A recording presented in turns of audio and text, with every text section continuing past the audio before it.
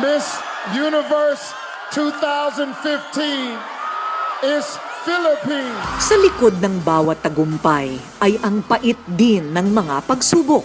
Tulad na lang ng pinagdaanan ni Miss Universe 2015, Pia Wurtzbach, kung ilang ulit niyang sinubukan na masungkit ang pangarap na korona.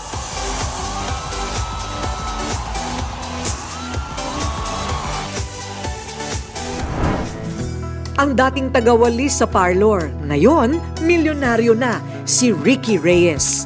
May-ari ng 40 branches ng salon sa buong Pilipinas.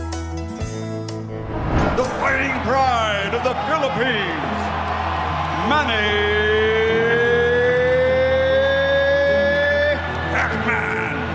Pacquiao! At sino nga ba ang magsasabi? Ang dating walang bahay, may koleksyon na ngayon ng mansyon. Si Senador Manny Pacquiao ng Gensan.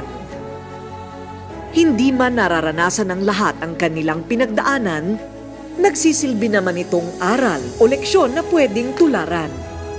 Kahit sa ang larangan, maging sa mundo ng pagnenegosyo, marami ang mga pagsubok, humahadlang para sa ating tagumpay. Pero may partner ang mga Pilipino. Tutulong at handang umalalay para harapin ang anumang mga pagsubok na ito.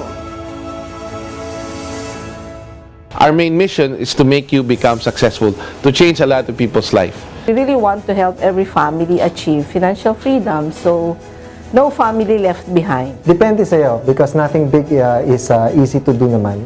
So if you want to become successful, there's no such thing as overnight success. At tinuturo namin, paano ka talaga magtitipid, paano ka mag-iipon, paano ka magsisave at mag-i-invest na para ma-achieve mo yung mga pangarap mo sa buhay. Sa tulong ng IMG o International Marketing Group, mapaghahandaan ang kinabukasan at siguradong mahahawakan din ang mga pangarap.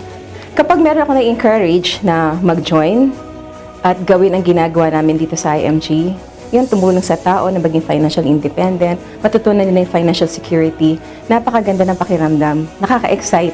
Every time I let people join this company, I give them hope to change their lives and help them to become financially free. It's a company that gives everybody the opportunity.